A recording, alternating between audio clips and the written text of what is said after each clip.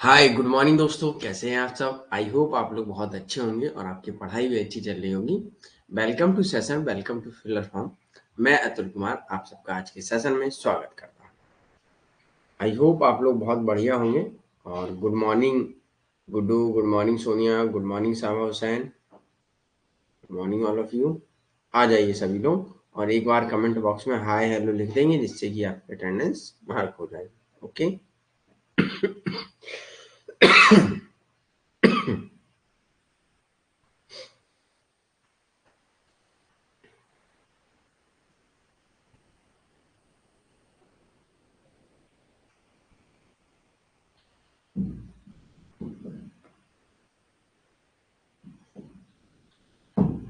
चलिए जल्दी से सभी लोग ज्वाइन कर लीजिएगा। एक बार कंफर्म कर दीजिएगा, वॉइस वीडियो पीपीटी सब कुछ क्लियर है।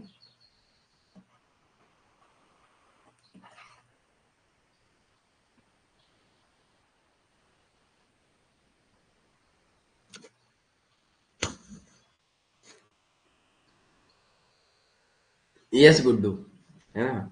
आज बहुत दिन बाद दिख रहे हैं, क्योंकि मैं भी बहुत बिजी था और नेट डिस्टर्ब था। मेरा नेट का कनेक्शन नहीं हो पा रहा है, तो अभी जब तक चलेगा तो मोबाइल से ही काम चल रहा है।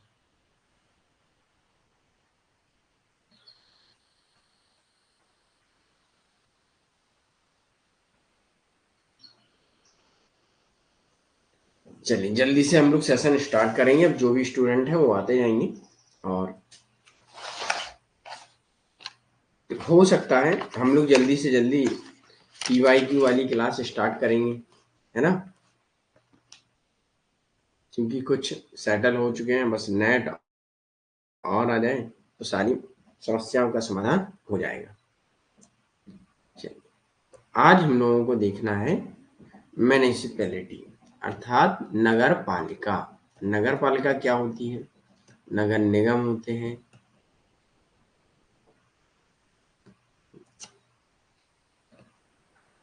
नगर पंचायत होते हैं, नगर पालिका, नगर पंचायत। ये आप लोग जानते ही होंगे। ये क्या होते हैं, चलिए बताइए। नगर निगम, नगर पंचायत, पहले नगर निगम आता है, निगम, फिर पंचायत, फिर पालिका। ओके। चलिए ये क्या होता है जानते हैं आप लोग? बताइए कौन जानता है।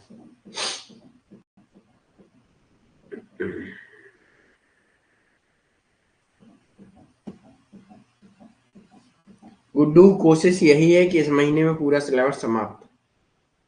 बस एक दो क्लास इसकी और रह गई होंगी, वो भी हम लोग खत्म कर देंगे।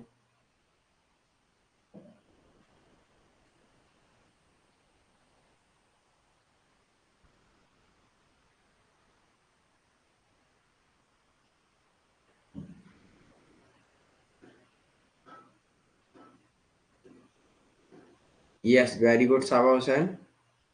निगम बड़े शहरों में होते हैं। Very good.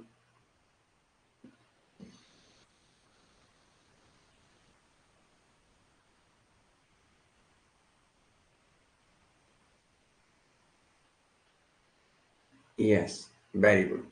चलिए, तो सभी को पता है ना। चलिए अच्छी बात है। तो इनमें हमें ज़्यादा नहीं पढ़ना है, यहाँ हम लोग शॉर्ट में देखेंगे और कुछ आर्टिकल इम्पोर्टेंट होंगे वो देख लेंगे। और कुछ संशोधन हुए थे नगर पालिका एवं नगर पंचायत, नगर निगम, है ना। कुछ गांव स्तर पर, ग्रामीण स्तर पर जो राजनीति होती है उसके लिए हम लोग देखेंगे। अब आप लोगों के मन में एक सवाल जरूर उठ रहा होगा कि सर ये सब चीजें जरूरी क्यों हैं। ये नगर स्तर पर राजनीति होती है, गांव स्तर पर राजनीति होती है ना, ब्लॉक स्तर पर, जिला स्तर पर, ये सब क्यों जरूरी है? ये कभी किसी के दिमाग में सवाल उठा कि नहीं उठा? बताइए।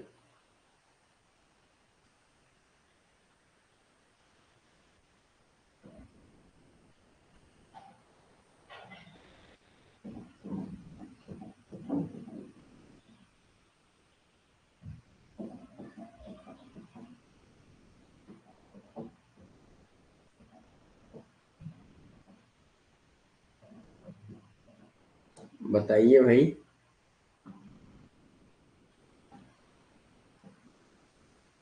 नहीं उठा, है ना। गुड मॉर्निंग पूजा। तो उठना चाहिए कि नहीं उठना चाहिए, ये भी बता दीजिए।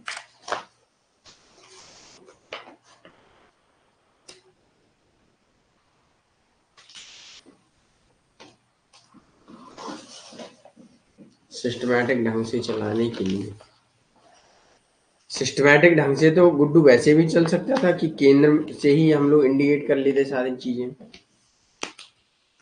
क्यों गुड्डू?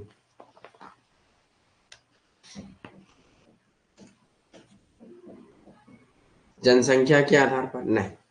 डिसेंट्रलाइजेशन सुना आपने? अर्थात विकेंद्रीकरण के लिए ये सब किया गया। ओके ओके, क्लियर रखें। चलिए अब हम लोग आगे बढ़ते हैं। जो लोकतांत्रिक विकेंद्रीकरण है उसके लिए ये सब सुनिश्चित किया गया। अब स्थानीय स्वशासन में सबसे पहले हम लोग देखेंगे क्या, स्थानीय स्वशासन दो प्रकार के होते हैं। कौन कौन? एक ग्रामीण क्षेत्र पर और एक शहरी क्षेत्र। ग्रामीण क्षेत्र पर जिला पंचायत होता है, ब्लॉक पंचायत होता है, नंबर 3 और ग्राम पंचायत होता है। जिला पंचायत पर जिला अध्यक्ष, ब्लॉक पंचायत पर ब्लॉक स्तर का ब्लॉक ब्लॉक प्रमुख, ग्राम पंचायत पर ग्राम स्तर का ग्राम प्रधान होता है। ओके, अब आते हैं शहरी अर्थात नगरीय। इसमें नगर निगम थोड़े बड़े होते हैं, जो प्राइवेट, जहाँ नगर निगम में सब कुछ सरकारी ढंग से होता है, लेकिन जो भी व्यवस्थाएं देखती हैं वो प्राइवेट संस्था देखने लगते हैं, उन्हें हैंडल कर दिया जाता है। नगर पंचायत, जो जैसे मान लीजिए कोई गांव है वो थोड़ा सा विकसित है ना, उसकी थोड़ी पॉपुलेशन ज्यादा है, उसे हम नगर पंचायत में कन्वर्ट कर देते हैं। मतलब अर्ध शहरी, थोड़ा बहुत शहरी होता है उसमें, नगर होता है। और नगर पालिका जो एक टाउन एरिया है, और इसमें थोड़ा बहुत क्या होता है थोड़ा बहुत क्या, ज्यादा ही होता है, ये शहर से बहुत ज्यादा जुड़े हुए होते हैं। ओके, यहाँ तक चीजें क्लियर है। अब हम लोग आगे बढ़ते हैं, थोड़ा इंट्रोडक्शन देख लेते हैं। परिचय। संविधान के भाग 9A में अनुच्छेद 243 और 243 तक इनके बारे में कहा गया है। यस, जिला पार्षद इसमें आते हैं, जिला पार्षद तीनों में आते हैं। ओके, नगर में जिला पार्षद नहीं होता है, वो मोहल्ले का पार्षद होता है। Okay good. संविधान के भाग 9A में अनुच्छेद 243 और अनुच्छेद 243 जी तक इनके बारे में बताया है। तो कॉन्स्टिट्यूशन अमेंडमेंट जो 74 हुआ था 1992 में हुआ था, तो उसमें जो 12वीं अनुसूची जोड़ी गई थी, जिसमें 18 कार्यात्मक मदों को शामिल किया गया अनुच्छेद 243 तक। और इसमें जो संशोधन हुआ था, इसमें जोड़ा गया था क्या, शहरी। ओके, केंद्रीय स्तर पर, शहरी स्तर पर शहरी स्थानीय सरकार का विषय निम्नलिखित 3 मंत्रालयों द्वारा निपटाया गया था। कौन कौन? शहरी विकास मंत्रालय 1985 में एक अलग मंत्रालय के रूप में बनाया गया था। दूसरा, छावनी बॉर्डरों के मामले में रक्षा मंत्रालय, और केंद्रीय शासित प्रदेशों के लिए गृह मंत्रालय। इन सब के बारे में कहा गया है। अब छावनी, शहरी विकास एवं केंद्रीय शासित, ये आप सभी लोग जानते होंगे, ऐसा मेरा मानना है, लेकिन इनमें से कई स्टूडेंट ऐसे होंगे छावनी नहीं जानते होंगे। छावनी कौन कौन जानता है, चलिए बताइए, अब तक हम लोग आगे बताते हैं। एक शहरी स्थानीय सरकार का अधिकार क्षेत्र एक विशिष्ट शहरी क्षेत्र तक ही सीमित होता है। शहरी जो स्थानीय सरकार होती है, जिसे इस उद्देश्य के लिए राज्य सरकार द्वारा सीमांकित किया जाता है कि स्थानीय सरकार संविधान की 7वीं अनुसूची में अनुसूची के अंतर्गत का एक विषय है। मतलब एक छोटे स्तर में बांट देंगे, छोटा भाग कर देंगे, तो वहां पे जो शासन होगा वो लोग कैसे करेंगे, ये सारी चीजें वहां रहेंगी। ओके, ये चीजें आपको बतानी। चलिए ये बताइए छावनी क्या होता है?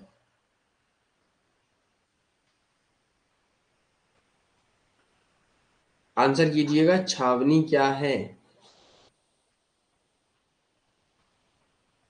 हिस्ट्री में छावनी पढ़े हैं, जैसे मराठा छावनी।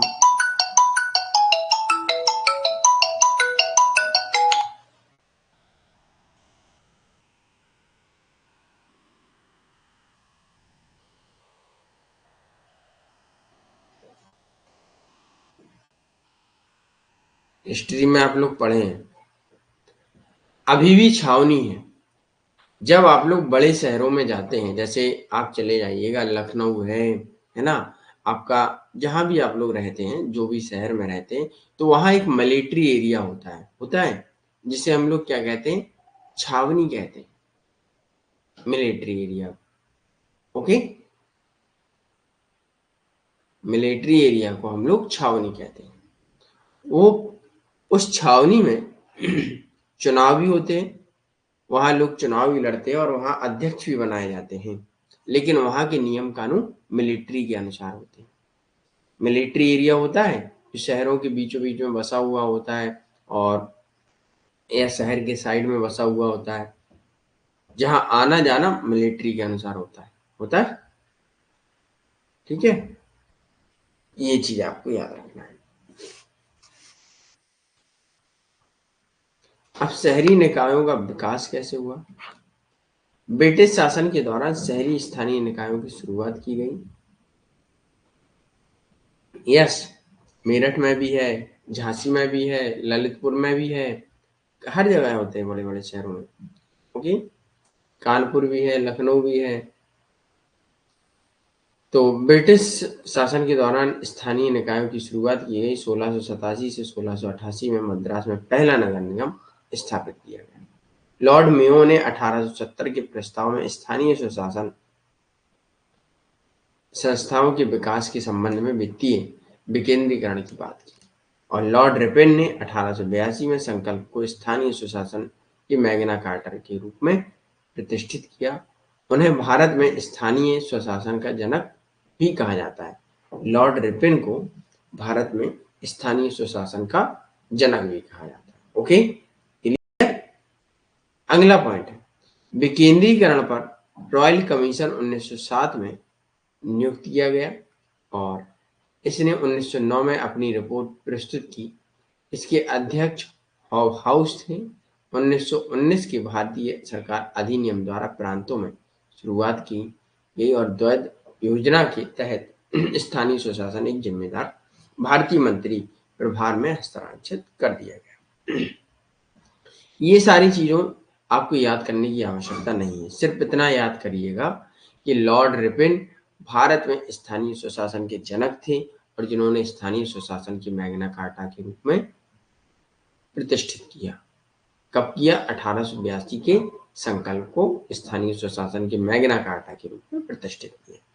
ओके, और पहला नगर निगम कब स्थापित किया गया? तो 1687 से 88 के बीच में मद्रास में। इतना याद करना है। ओके, प्रस्ताव स्थानीय सुशासन के लिए विकेंद्रीकरण की बात किसने कही? तो लॉर्ड मेयो ने कही। यहाँ दोनों में कंफ्यूजन आपको क्रिएट कर सकता है एंटी में।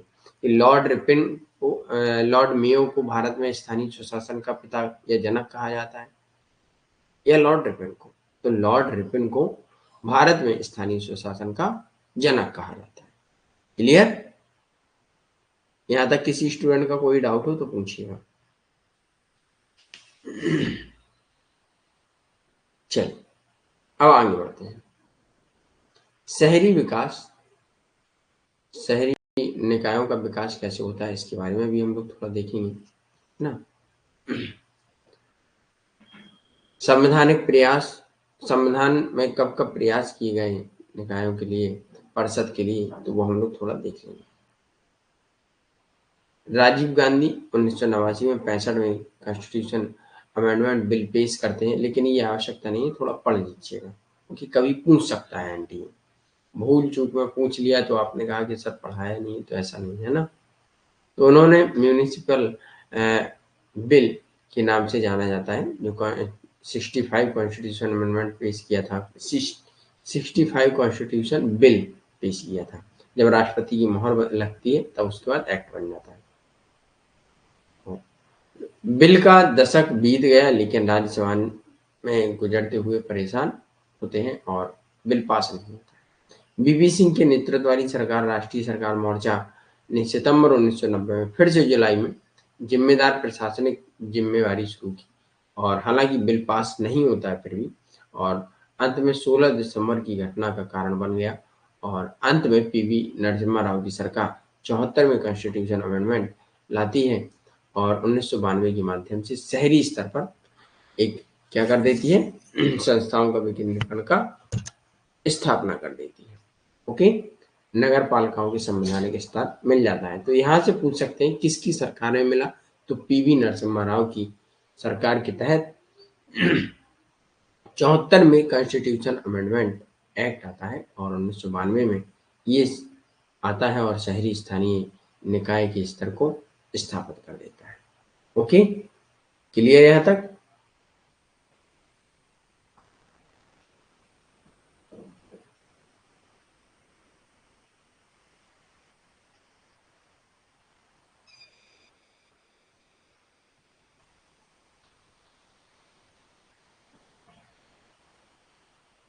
यहाँ तक क्लियर है? एक बार थम्स अप दीजिए। चलिए आगे। अधिनियम की विशेषता क्या है? तो अधिनियम 3 प्रकार के नगर पालिकाओं की स्थापना करता है, नगर पंचायत, नगर निगम और नगर परिषद, है ना। ये चीजें याद रख लीजिएगा। सदस्य सीधे निर्वाचित होते हैं क्षेत्रीय निर्वाचन क्षेत्रों के वार्डों के रूप में। आपको ये सब पता होगा कि वार्ड होते हैं, वार्ड मतलब मोहल्ला होता है आपका, होता है।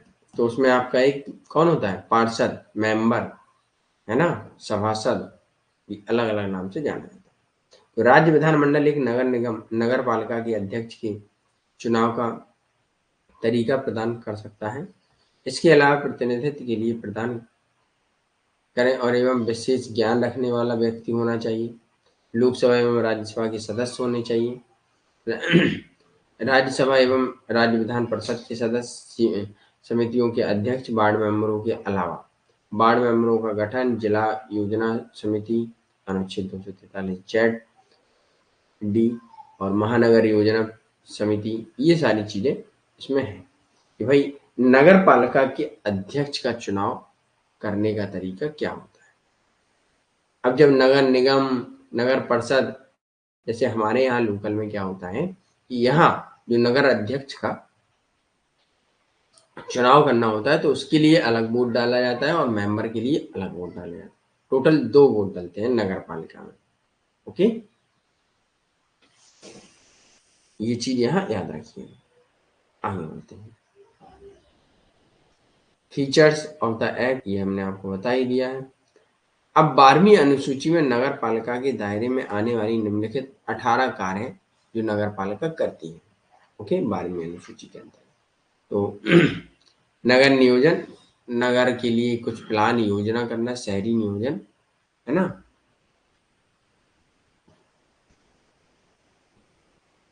एवं शहर के लिए कुछ योजना, भूमि उपयोग, भवनों के निर्माण का विनियमन, आर्थिक और सामाजिक विकास के लिए योजना, सड़कें, घरेलू औद्योगिक वाणिज्यिक प्रयोजन योजनाएं, है ना। प्रयोजन मीन्स होता है योजना या नियोजन।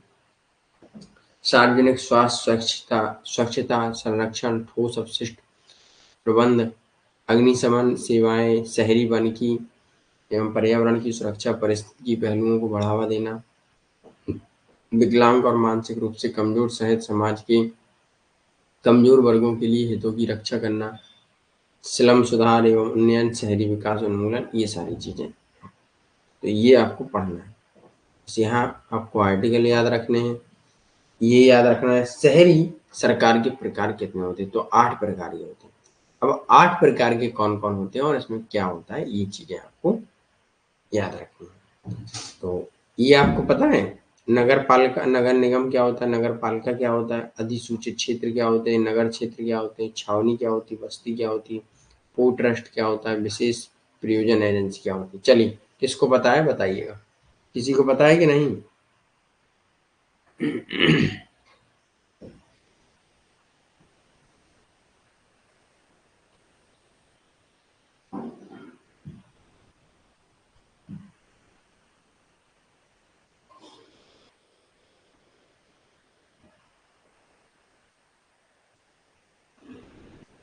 किसी को नहीं पता,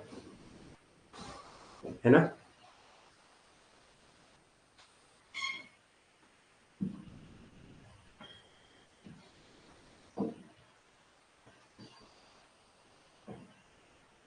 जवाब दीजिए, किसी को पता है?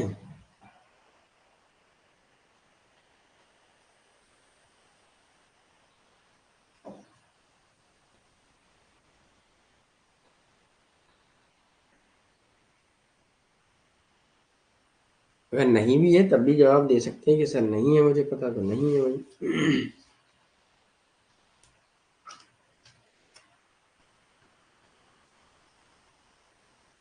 ओके, कोई बात नहीं। देखिए, नगर निगम इसमें अधिकतर काम कैसे होते हैं, इसमें महापौर होती हैं। नगर पालिका में अध्यक्ष होता है और इसमें महापौर होती हैं।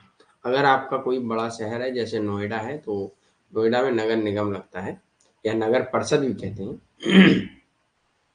तो इसमें जो अध्यक्ष होता है उसे महापौर कहते हैं, और इसमें एक आईएएस अफसर को भी नियुक्त किया जाता है, क्योंकि देखता रहे वो सारी व्यवस्थाएं कैसे क्या चल रहा है, क्योंकि बहुत बड़ा एरिया हो जाता है। और स्थानीय एवं आयुक्त होता है, स्थानीय कमेटी होती है एवं आयुक्त होता है।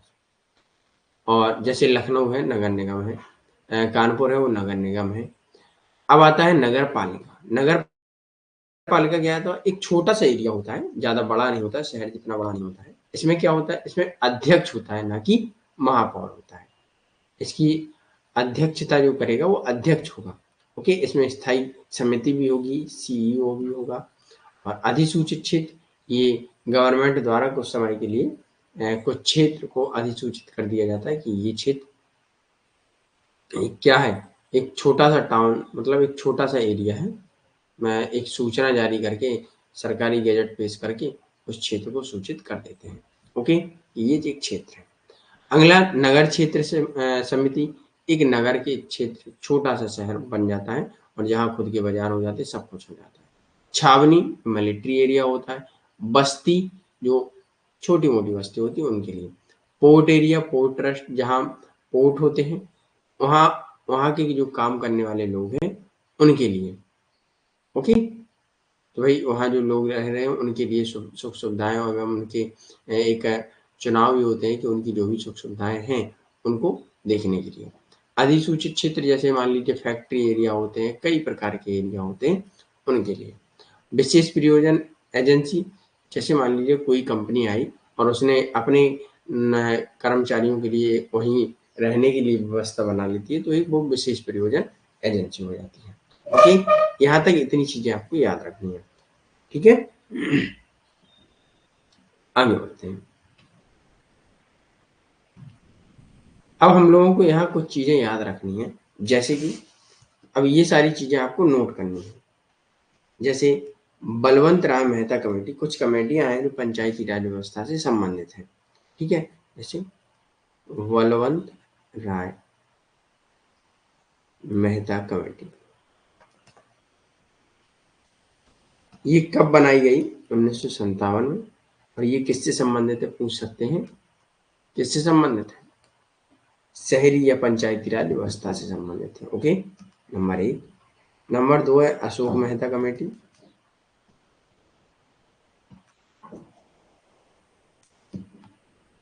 ये 1970 में बनाई गई। जी वी के राव कमेटी, ये कब बनाई गई? 1985 में बनाई गई।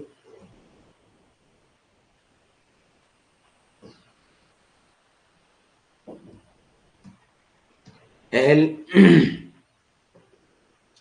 एम सिंघवी कमेटी, ये आपकी 1986 में बनाई गई। सनातनम committee,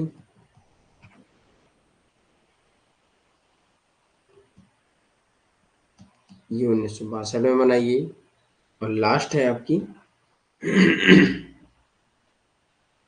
Sadiq Ali committee,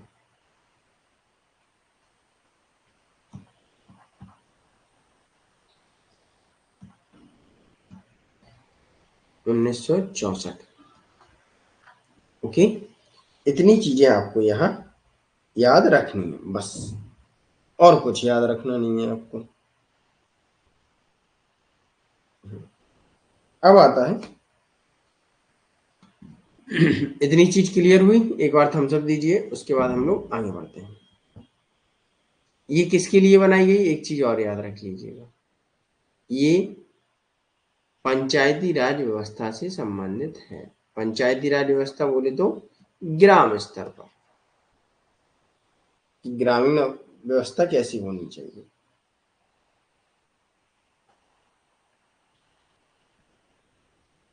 okay, इसे हम अब रेजर करते हैं। सभी ने नोट कर लिया, इसे हम साफ करते हैं। ओके, अब जो हम लोगों ने नगर अर्थात शहरी राजनीतिक व्यवस्था देखी थी, नगर पालिका या नगर परिषद वाला, म्यूनिसिपैलिटी, तो इसमें सबसे पहले एक चीज याद रख लीजिएगा, सर्वप्रथम 2 अक्टूबर जो निकल गया है 1959 को राजस्थान के नागौर जिले में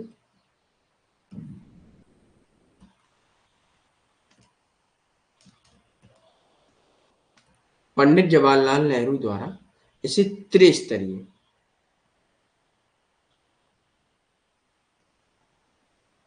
त्रिस्तरीय पंचायत का उद्घाटन किया गया था। ओके, 2 अक्टूबर 1959 को राजस्थान के नागौर जिले में त्रिस्तरीय पंचायत का उद्घाटन किया गया था। किसने किया, पंडित जवाहरलाल नेहरू ने।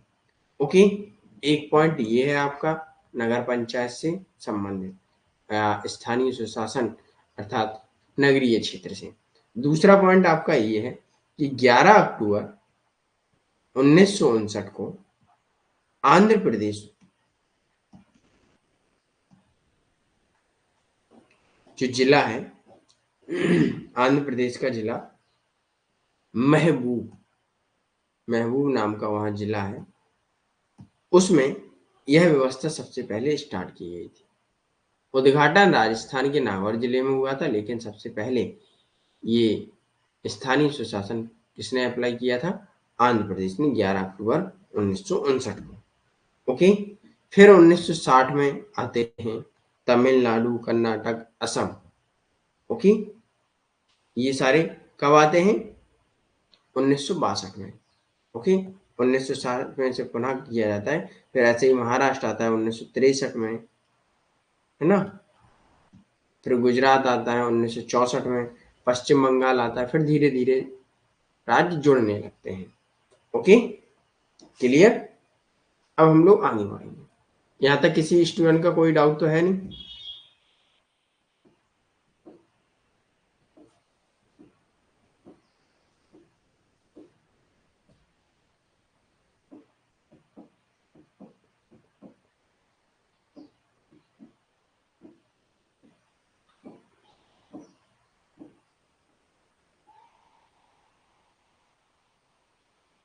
किसी का कोई डाउट,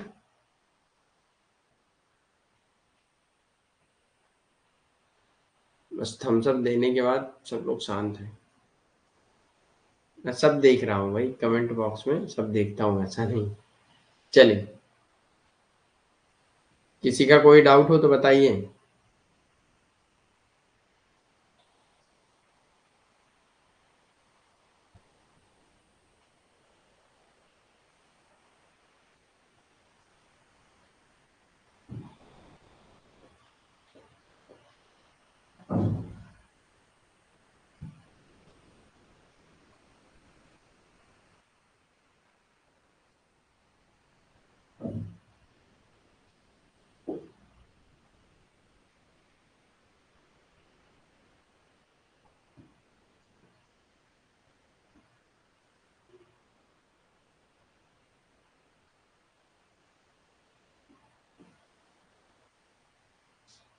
चलिए कोई बात नहीं।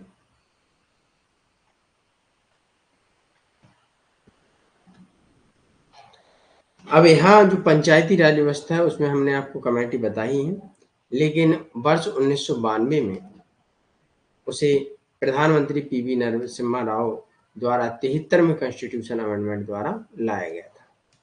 ओके, जो 22 से 23 दिसंबर में 1992 को पारित किया गया था। ओके,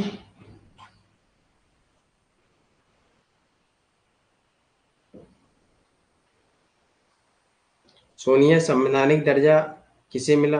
अच्छा ये बताइए, संवैधानिक दर्जा पंचायती राज को पूछ रही हैं क्या? वो पीवी नरसिम्हा राव की सरकार द्वारा मिला था। जो 73वां कॉन्स्टिट्यूशन अमेंडमेंट हुआ था वो पंचायती राज व्यवस्था के लिए, और 74वां कॉन्स्टिट्यूशन अमेंडमेंट हुआ था वो स्थानीय सुशासन के लिए, अर्थात शहरी स्तर पर।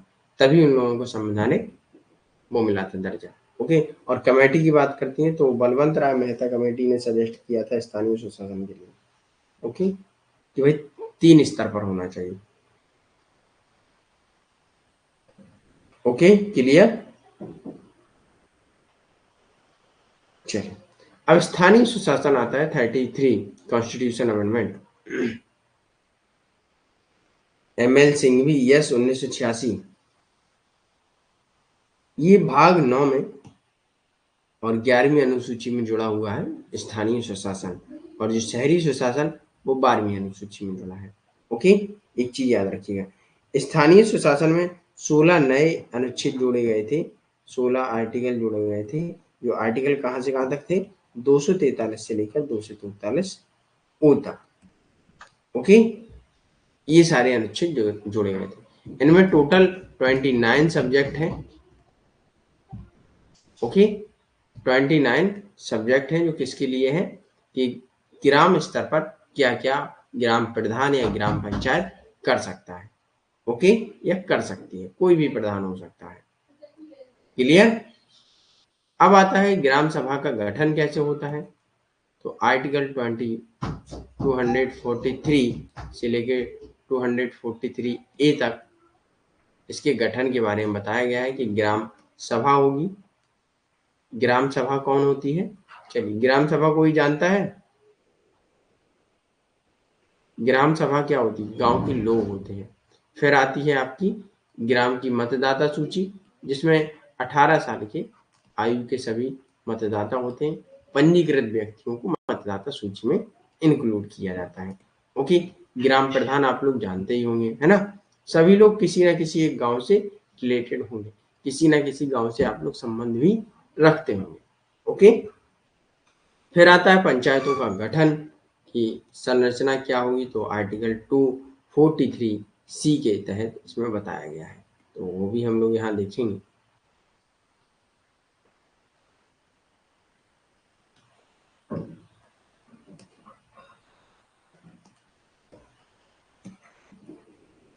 आर्टिकल 243 सी, इसमें पंचायतों का गठन एवं संरचना के बारे में कहा गया है कि क्या हो। तो इसमें बताया गया है कि ग्राम स्तर अर्थात मध्यवर्ती स्तर पर ग्राम पंचायतों का विश्व स्तरीय संरचना के बारे में बात करते हैं, और जनसंख्या अगर 20 लाख से कम है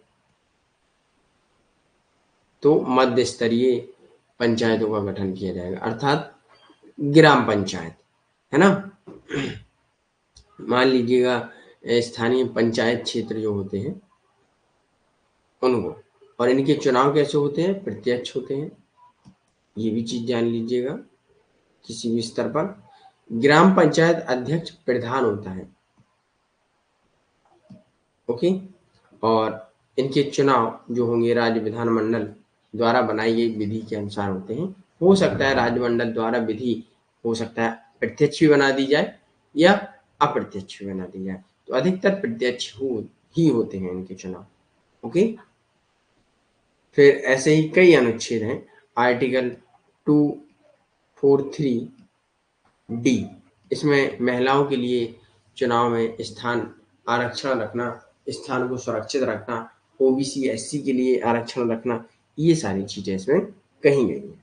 ओके, फिर आता है आर्टिकल आपका 243E। इसमें पंचायत के कार्यकाल के बारे में कहा गया है। ओके,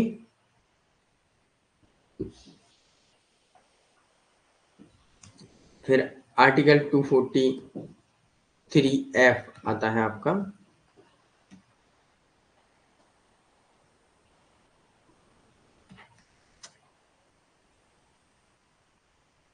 इसमें अयोग्यता के बारे में कहा गया है कि 21 वर्ष से कम नहीं होना चाहिए और विधानमंडल द्वारा बनाई गई विधियों का पालन होना चाहिए।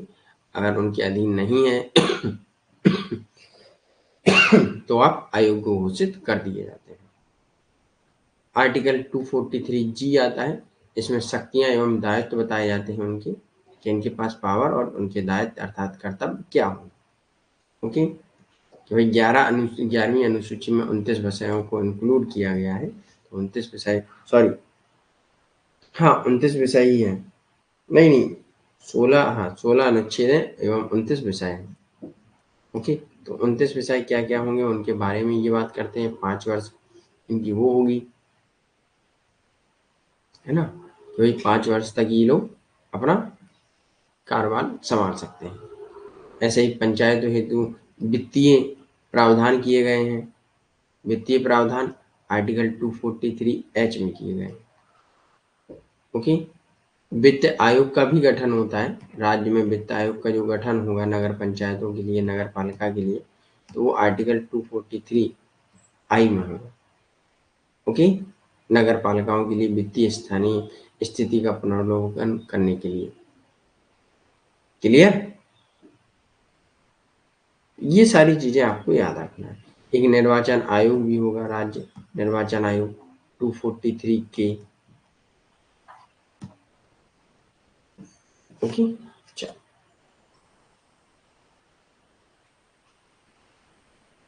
अब कहीं कहीं नगर जो है पंचायती राज व्यवस्थाएं हैं वो 2 स्तरीय हैं, 3 स्तरीय हैं, कहीं कहीं 4 स्तरीय भी हैं। जहाँ जैसी पॉपुलेशन है उस हिसाब से बांटा गया है।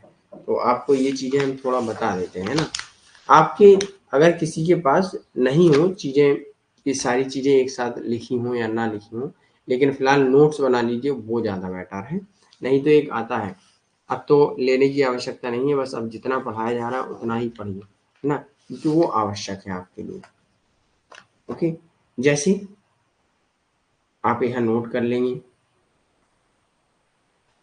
1 स्तरीय, 2 स्तरीय, 3 स्तरीय एवं 4 स्तरीय। ठीक है, लेवल, फर्स्ट लेवल तक कौन है, सेकेंड लेवल तक कौन है, 3 लेवल तक कौन है, एंड 4 लेवल तक कौन कौन ब्रांच है। तो ग्राम स्तर, अब पहले लेवल में क्या बनाया जाता है, ग्राम पंचायत बनाई जाती है। दूसरे लेवल में ग्राम पंचायत प्लस पंचायत समिति अर्थात पंचायत कमेटी। थर्ड लेवल पर ग्राम पंचायत, पंचायत समिति एवं जिला परिषद। नोट करते रहिएगा। और 4 लेवल पर होता है आपका क्या, ग्राम पंचायत, अंचल पंचायत,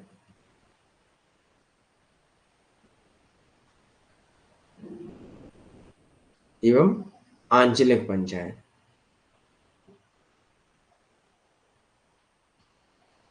सिर्फ नाम चेंज होते हैं लेकिन काम अधिकतर सबका सेम होता है, आंचलिक परिषद। तो ये 4 स्टेज की जो बनाई जाती है सिर्फ ओनली कहाँ है, पश्चिम बंगाल में, वेस्ट बंगाल। ओके, 3 स्तरीय ये आपका थर्ड स्टेज है। 3 स्तर की कहाँ बनाई जाती है, यूपी में है, बिहार में है आपका, महाराष्ट्र में है, आंध्र प्रदेश में है,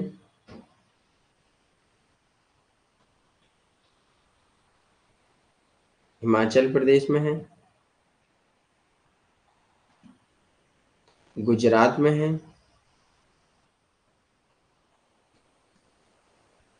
पंजाब, तमिलनाडु एवं राजस्थान में। ओके, सेकेंड स्टेज की, सेकेंड लेवल की कौन कौन सी हैं? असम, उड़ीसा, मध्य प्रदेश, कर्नाटक एवं हरियाणा। ओके, फर्स्ट लेवल की आपकी कहाँ है? Kerala, Jammu and Kashmir, Tripura, Manipur and Sikkim. Okay, ये चीजें आप लोग नोट कर लीजिएगा, ये बहुत आवश्यक है आपके लिए।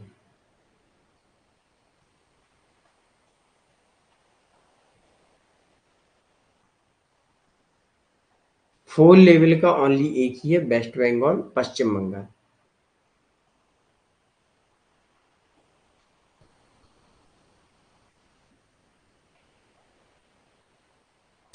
फर्स्ट लेवल की आपकी असम, उड़ीसा, मध्य प्रदेश, कर्नाटक एवं हरियाणा। अच्छा, फर्स्ट लेवल की पूछ रही हैं वो, ये सेकंड लेवल की थी, सेकंड लेवल की थी, असम, उड़ीसा, मध्य प्रदेश, कर्नाटक, हरियाणा। फर्स्ट लेवल में केरल, जम्मू कश्मीर, सिक्किम, मणिपुर, त्रिपुरा। ओके, हो गया।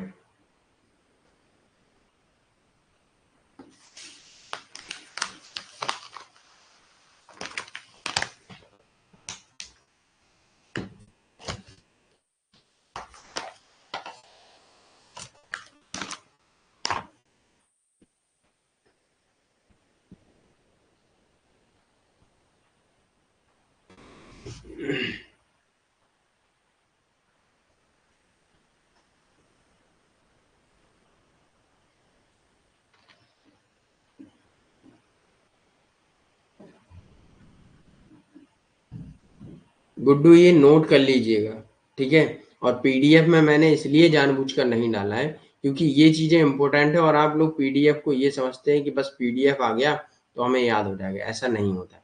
इसलिए ये चीजें इंपॉर्टेंट है, इन्हें नोट करिएगा और इन्हें बार बार रिवाइज भी करिएगा। ओके, अब हम लोग बात करते हैं कुछ कहानी के रूप में, थोड़ा इन चीजों को समझ लेंगे, ठीक है। जैसे कि नगर पालिका जो होती है और ग्राम पंचायत जो होते हैं, मतलब छोटे मोटे गांव होते हैं, एक थोड़ा बड़े स्तर का गांव होता है, तो वो लोग क्या करते हैं, उनको कुछ आज़ादी दे दी जाती है कि आप अपने अपने यहाँ कुटीर उद्योग करें, अपने यहाँ थोड़ा टैक्स की व्यवस्था जमाएं, कि अपने यहाँ से आप कुछ जनरेट करेंगे राजस्व, जिससे कि आपके लिए और आपके यहाँ विकास होगा, ठीक है। तो इन लोगों को टैक्स लगाने की भी अनुमति होती है, लेकिन कुछ ही लेवल तक, है ना। इनको कुछ स्वतंत्र कार्य भी होते हैं उत्पन्न, अपने गांव के नियमों को बनाने के लिए, ये सारी चीजें, और गांव में सारी सुविधाएं व्यवस्थाएं प्राप्त करने के लिए। जैसे कि हमने आपको 16 विषय बताए और इनके 29 विषय बताए हैं, तो उनको आपको याद करना है। ओके, नगर ग्रामीण क्षेत्र में जो आर्टिकल 73 कॉन्स्टिट्यूशन अमेंडमेंट के तहत हुआ था, उसमें 16 अनुच्छेद जोड़े गए, 243 से 243 ओ था। तो ये सब हमने आपको बताए, ये और भी देखना। अब जो भी डाउट बनेंगे तो आप हमसे पूछिएगा। ओके, यहाँ तक सभी को क्लियर होगा। एक बार पढ़िएगा ऐसे, जितनी भी बुक है सब। एक चीज और याद रखिएगा, जो टॉपिक आपको एक दिन में पढ़ा दिया जाता है, उस टॉपिक के बारे में जितना है सब कुछ पढ़ लीजिएगा कि कहाँ क्या क्या है। ओके,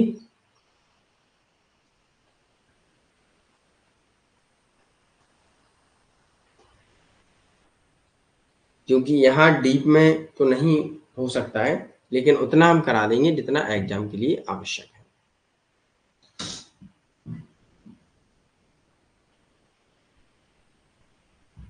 हो गया, चलिए आगे बढ़ते हैं। अब आता है कॉन्स्टिट्यूशनल बॉडी अर्थात संवैधानिक निकाय, जिनमें संविधान में कहा गया है कि ये निकाय होने चाहिए, अर्थात संविधान में दिया गया है इन निकायों के बारे में। ओके, तो देख लेते हैं। जैसे वित्त आयोग, फाइनेंशियल कमीशन या फाइनेंस कमीशन, वित्त आयोग संविधान में कहा गया है। तो आर्टिकल 280 280 के तहत संविधान में वित्त आयोग का गठन किया है। प्रत्येक 5वें वर्ष में राष्ट्रपति द्वारा इसे स्थापित किया जाता है। जैसे राज्य में होता है राज्यपाल द्वारा किया जाता है, वैसे ही राष्ट्रपति द्वारा केंद्र स्तर पर किया जाता है। राष्ट्रपति द्वारा नियुक्त एक अध्यक्ष, उपाध्यक्ष एवं 3 अन्य सदस्य भी होते हैं इसमें।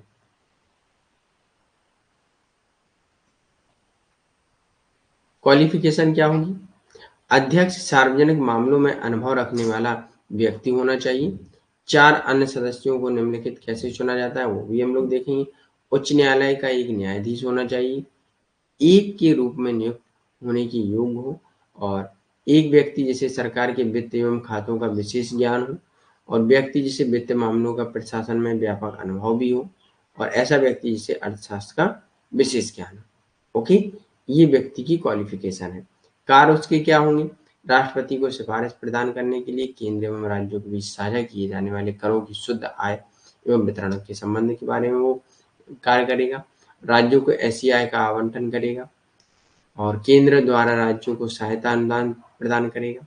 राज्य वित्त आयोग द्वारा सिफारिश की गई पंचायतों और नगर पालिकाओं को प्रदान करेगा। निधियों में सुधार करेगा जो नगर पंचायत एवं नगर पालिकाओं को दी गई है, उसमें 73वें एवं 74वें कॉन्स्टिट्यूशन अमेंडमेंट अधिनियम द्वारा जोड़ा गया है। और आयोग अपनी रिपोर्ट राष्ट्रपति को सौंपता है, राष्ट्रपति संसद के दोनों सदनों के समक्ष रखता है। ओके, जो फाइनेंस कमीशन होता है वो अपनी रिपोर्ट किसे देगा? राष्ट्रपति को। राष्ट्रपति कहाँ रखेगा? दोनों सदनों के समक्ष सामने रखेगा। अब आता है कैग। कैग क्या होता है इसके बारे में हम लोग थोड़ा देख लेंगे। ये अनुच्छेद 148 के तहत स्थापित किया जाता है, राष्ट्रपति द्वारा इसे नियुक्त किया जाता है। ई गवर्नमेंट के सारे सब कुछ देखता है। Okay, auditor. और इसका कार्यकाल 6 वर्ष या 65 वर्ष की आयु प्राप्त नहीं कर लेते तब तक चलता है। वित्तीय जवाबदेही के संरक्षक होते हैं। सर्वोच्च न्यायालय के न्यायाधीश के समान उनकी शक्तियां, वेतन एवं भत्ते होते हैं। और कैग अपनी रिपोर्ट राष्ट्रपति या राज्यपाल को राज्यों के मामले में सौंपता है। अगर राष्ट्रपति को जो भी रिपोर्ट आए केंद्र से संबंधित उनको सौंपेगा, और राज्यों के मामले में वो राज्यपाल को सौंपेगा। ओके, वह संसद के दोनों सदनों के समक्ष रखते हैं। कार्य ये कार्यालय स्वतंत्र है। कैग कार्यकाल की सुरक्षा, सेवानिवृत्ति के बाद प्रतिबंध, सेवा निश्चित सेवा शर्तें होती हैं इनकी, और भारतीय लेखा परीक्षण अर्थात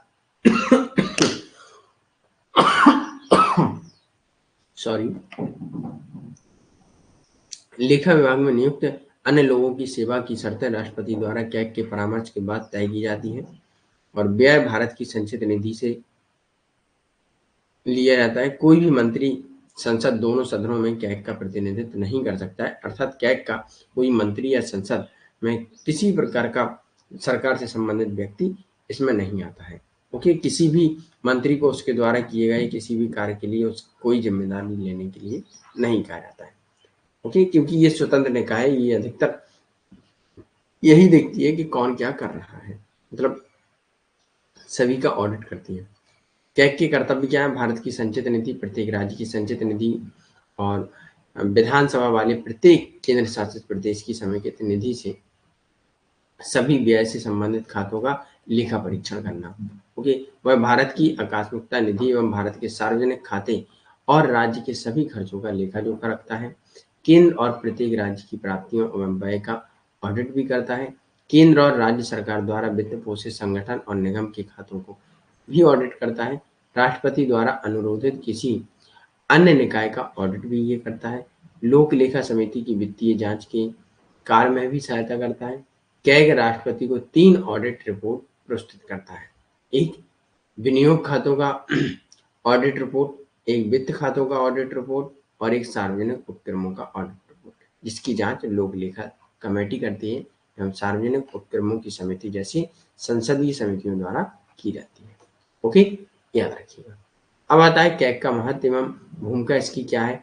तो वित्तीय प्रशासन के संबंध में संविधान एवं संसद के कानूनों के प्रावधान को बनाए रखने के लिए कैग संसद का एक एजेंट है। हालांकि कैग एक शक्ति की शक्ति भी सीमित है। कैग वास्तविक रूप में केवल एक महालेखा परीक्षक के रूप में काम करता है, ना कि नियंत्रक के रूप। सिर्फ ये ऑडिट करता है, इस पे कोई एक्शन नहीं लेता है। ओके, ये चीज याद रखना है। यहाँ तक क्लियर सभी को? अब हम लोग आते हैं अगला, national commission of SC ST and backward classes, अर्थात संवैधानिक जो बॉडीज हैं उनमें अनुसूचित जाति आयोग, अनुसूचित जनजाति आयोग, पिछड़ा वर्ग आयोग, ये सब संविधान में इनके लिए प्रावधान किए गए हैं, तो इनको भी हम लोग देखेंगे। ओके, यहाँ तक क्लियर है? एक बार थम्स अप दीजिए, उसके बाद हम लोग आगे बढ़ेंगे।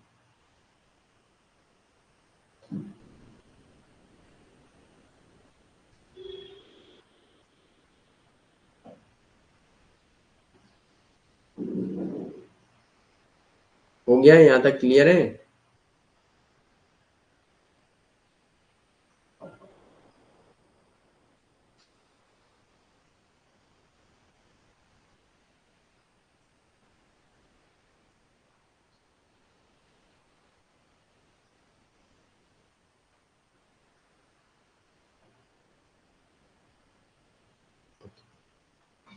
National commission of SC ST के लिए राष्ट्रीय आयोग जो बनाए गए हैं, तो भाग 16 special provision related of certain classes, दोनों आयोग संविधान के अनुच्छेद 338 द्वारा स्थापित संवैधानिक निकाय हैं। यह भाग 16 में कुछ वर्गों से संबंधित विशेष प्रावधान के रूप में हैं। तो अन्य राष्ट्रीय आयोग जैसे राष्ट्रीय महिला आयोग भी है, राष्ट्रीय अल्पसंख्यक आयोग भी है, राष्ट्रीय मानव अधिकार आयोग है, राष्ट्रीय बाल अधिकार संरक्षण आयोग है, वैधानिक निकाय है ये सब। और यह वैधानिक निकाय को भी हम लोग पढ़ेंगे, है ना। तो जो स्टैट्यूटरी बॉडी है उनके बारे में भी हम लोग पढ़ेंगे। वे किसके द्वारा स्थापित किए गए? ये संसद के अधिनियम द्वारा। देखिए, संवैधानिक निकाय और वैधानिक निकाय में बहुत अंतर है। संवैधानिक निकाय, इनमें संविधान में प्रावधान किया गया है कि इनके लिए निकाय होने चाहिए, और वैधानिक निकाय जैसे मान के चलिए आवश्यकता पड़ने पर संसद द्वारा एक अधिनियम जारी कर कर एक निकाय बना दिया जाता है। जैसे संविधान में महिलाओं के लिए कोई आयोग नहीं था, तो एक संसद द्वारा एक अधिनियम जारी करके एक वैधानिक निकाय बनाया गया, क्या? महिलाओं की सुरक्षा के लिए महिला आयोग बना दिए गए हैं। ओके, तो evolution of commission, in commission का विकास कैसे होता है उसके बारे में हम लोग चर्चा करेंगे। अनुच्छेद 338 में अनुसूचित जाति या अनुसूचित जनजाति के लिए आयोग के रूप में बुलाए जाने वाले एक विशेष अधिकारी की नियुक्ति के लिए प्रावधान किया गया है। इसे अनुसूचित जाति अनुसूचित जनजाति को प्रदान किए गए संवैधानिक सुरक्षा उपायों से संबंधित मामलों की जांच करने एवं राष्ट्रपति को रिपोर्ट करने का कर्तव्य सौंपा गया है।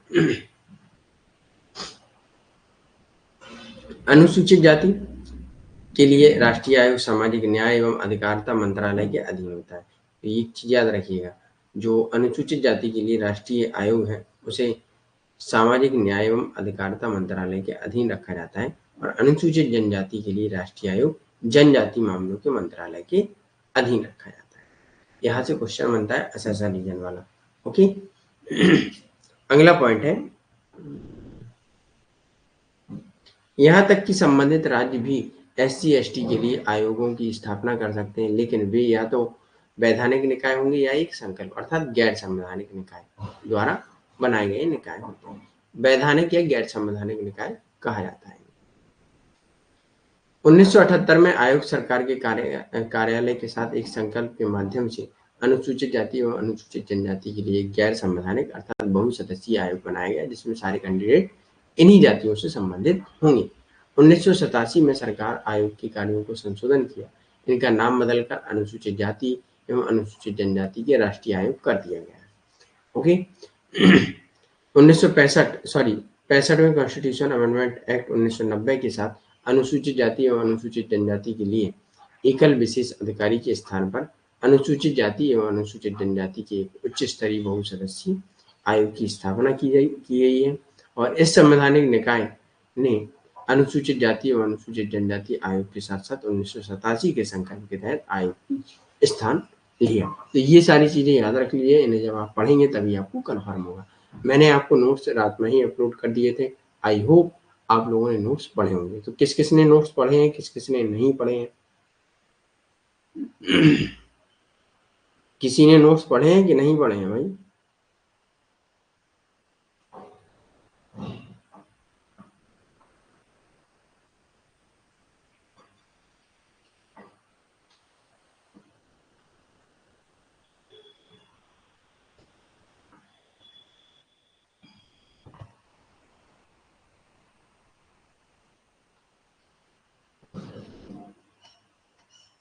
नहीं पढ़े, पढ़ लीजिएगा तभी और अच्छे से समझ में आएगा। ओके।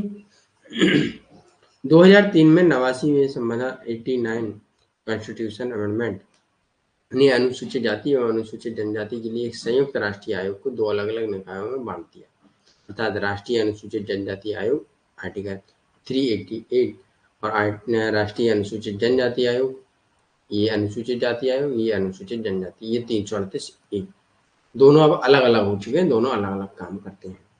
ओके। राष्ट्रीय अनुसूचित जाति के लिए अलग राष्ट्रीय आयोग 2004 में अस्तित्व में आता है और इसमें एक अध्यक्ष, उपाध्यक्ष एवं 3 अन्य सदस्य होते हैं। राष्ट्रपति द्वारा उनके हस्ताक्षर एवं मोहर के तहत वारंट द्वारा नियुक्त किया जाता है। उनकी सेवा शर्त कार्यालय भी राष्ट्रपति द्वारा निर्धारित किया जाता है। इनके कार्य क्या होते हैं? ये SC/ST को प्रदान किए गए संवैधानिक सुरक्षा उपायों के मामलों में जांच एवं निगरानी करते हैं एवं सामाजिक आर्थिक विकास की योजना प्रक्रिया में भाग लेने एवं सलाह देते हैं कि अनुसूचित जाति को कहाँ आप देख रहे हैं, कहाँ नहीं देख रहे हैं, और उनको जो संविधान से जो सुरक्षाएं मिली हैं उनका निगरानी भी करते हैं ये लोग। ओके। और उनके विकास के बारे में भी मुद्दे उठाते हैं। इसकी कार्यप्रणाली का प्रतिवेदन राष्ट्रपति को प्रस्तुत करना है। जो भी इनकी कार्यप्रणाली रहेगी और उसकी जो रिपोर्ट आएगी वो राष्ट्रपति को प्रस्तुत की जाती है। संसद और राज्य विधानमंडलों के लिए अनुसूचित जाति, अनुसूचित जनजाति के नीति निर्माण पर सिफारिश भी की जाती है। जो भी पॉलिसी बनाई जाए SC/ST के लिए, उनकी सिफारिश भी ये लोग करते हैं और राष्ट्रपति द्वारा इन्हें नामित या समारोह किया जाता है। जो भी सदस्य होंगे इनको राष्ट्रपति द्वारा अपॉइंट किया जाता है। आयोग अपनी रिपोर्ट राष्ट्रपति को सौंपता है हर वर्ष और संसद के दोनों सदनों के समक्ष राष्ट्रपति इसे रखता है कि भाई SC का क्या स्टेटस है। तो राष्ट्रपति राज्य सरकार से संबंधित आयोग की किसी भी रिपोर्ट को राज्यपाल के समक्ष रखता है। अब अगर वो रिपोर्ट जो है राष्ट्रपति को सौंपी जाती है तो राष्ट्रपति उस रिपोर्ट को जिस भी राज्य से संबंधित है उसके राज्यपाल को अग्रेसित करता है, उसके पास भेजता है और राज्यपाल आयोग की सिफारिश पर की गई कार्रवाई की व्याख्या करने के लिए एक ज्ञापन और कुछ सिफारिशों को स्वीकार नहीं किए जाने के कारणों को बताते हुए एक ज्ञापन के साथ इसे राज्य विधानमंडल के समक्ष भी रखता है। अब ऐसा होता है कभी कभी ऐसे द्वंद्व हो जाते हैं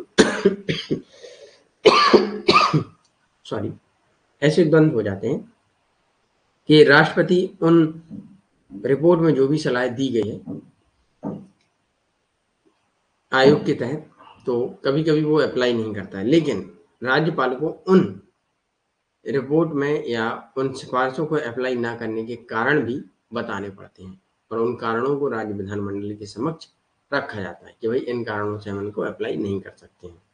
ओके। तो इनमें बहुत दिक्कत होती है, बहुत द्वंद्व होता है इनमें। पावर ऑफ कमीशन, इन आयोगों की शक्ति क्या है? तो वही शक्ति है कि भाई शिकायतों की जांच करते हैं। समय पर आयोग के सिविल कोर्ट की भी शक्ति होती है, अर्थात आयोग के पास सिविल कोर्ट की शक्ति भी होती है जो एक मुद्दे की सुनवाई कर रही हो।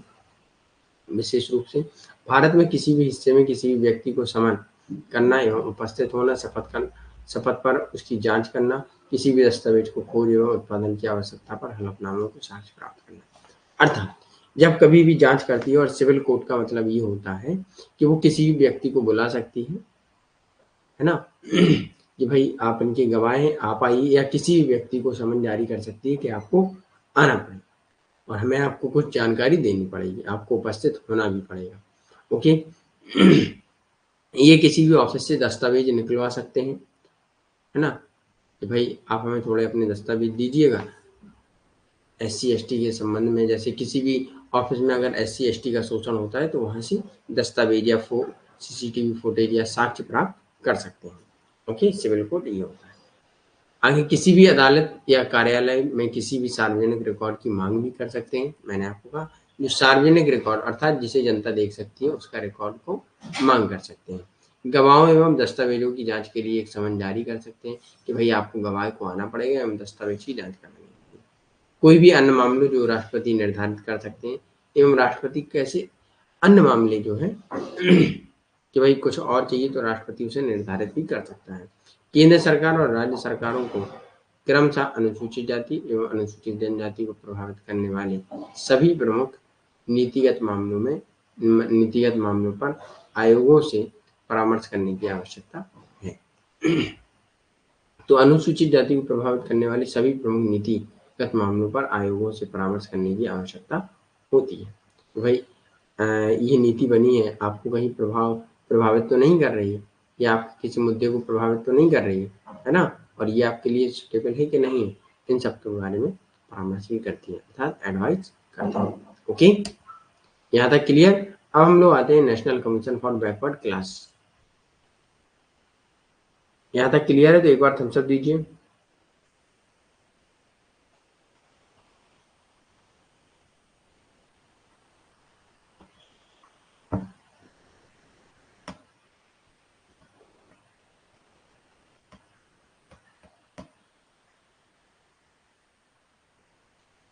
जल्दी कीजिए भाई।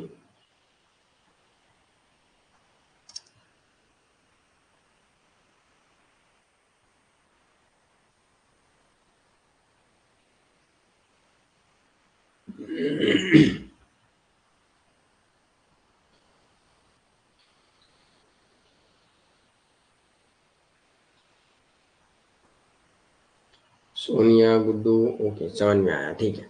अब national commission of backward classes, इतना इसमें ही समझ लीजिए। इस आयोग की स्थापना कब की गई? 1993 में की गई, और अनुच्छेद 340 के तहत इसे कुछ शक्तियां प्रदान की गई। ये भी यही चीज सेम है इसमें। ये पिछड़ा जातियों के लिए लड़ते हैं, और उनकी नीति, रिपोर्ट, ये सब राष्ट्रपति को सौंपते हैं। राष्ट्रपति जो रिपोर्ट जिस राष्ट्र से संबंधित है उसको सौंपते हैं। फिर जो भी सिफारिश की जाती है, अगर राज्यपाल उनको लागू नहीं करता है तो उनको कारण लिख के बताना पड़ता है कि इस कारण हम इन की शर्तों को हम लोग लागू नहीं कर सकते हैं। Okay, clear. संविधान में अनुच्छेद 338 बी सम्मिलित करके राष्ट्रीय पिछड़ा वर्ग आयोग और संवैधानिक दर्जा प्रदान करने के लिए एक विधेयक 123वां कॉन्स्टिट्यूशनल अमेंडमेंट 2017 में किया जाता है, और पारित करने के बाद सरकार का प्रयास सफल साबित होता है। 102 में कॉन्स्टिट्यूशन अमेंडमेंट 2018 के माध्यम से पिछड़ा वर्ग के लिए राष्ट्रीय आयोग को संवैधानिक दर्जा मिलता है। देखिए, कॉन्स्टिट्यूशन अमेंडमेंट 102 के तहत इन्हें संवैधानिक दर्जा मिलता है, और अब यह SC/ST के राष्ट्रीय आयोगों के साथ सत्ता में है, जिससे समान कार्यों का निर्वहन एवं अन्य पिछड़ा वर्गों के जीवन में सुधार के लिए समान शक्तियां एवं संरचना पर बात करते हैं, और यह सामाजिक न्याय एवं अधिकारिता मंत्रालय के अधीन काम करता है। इतनी चीजें आपको इसमें याद रखनी है। Okay, clear. यहाँ तक सभी को क्लियर? तो आज हम लोगों ने कितने टॉपिक क्लियर किए? 2 हो गए, म्युनिसिपैलिटीज एंड कॉन्स्टिट्यूशन बॉडीज।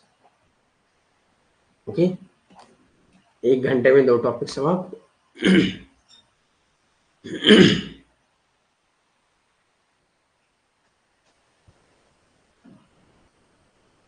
हाँ, अब किसी भी स्टूडेंट को यहाँ कोई डाउट हो तो पूछ सकता है।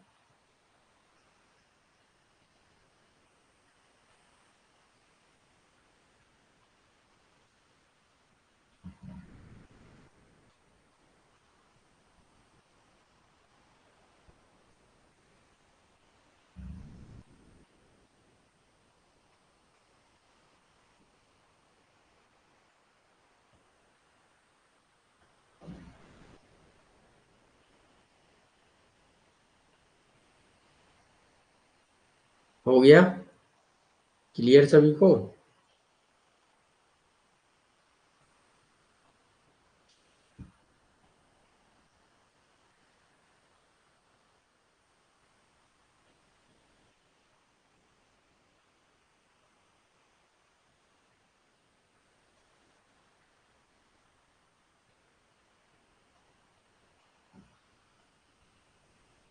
हाँ, अधिकतर आर्टिकल ही आते हैं यहाँ से, ठीक है, और पूछ लेते हैं सेशन रीजन में कि भाई रिपोर्ट किसे सौंपता है, फिर राष्ट्रपति किसे सौंपता है, ये है। कमेटीज के बारे में सोनिया कल बताएंगे। ओके, ओबीसी की कमेटीज जो भी है।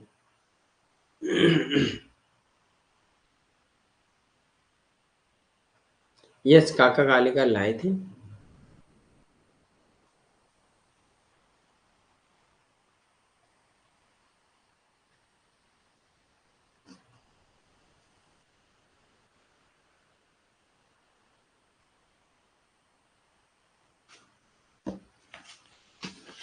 Thank you for today session watch and most welcome. अब हम लोग कल करेंगे नॉन कॉन्स्टिट्यूशनल बॉडीज के बारे में चर्चा, तो वहाँ हम लोग भी देखेंगे कई चीज़ें। इन सब के आपके पास नोट्स आ ही चुके हैं। Okay, thank you.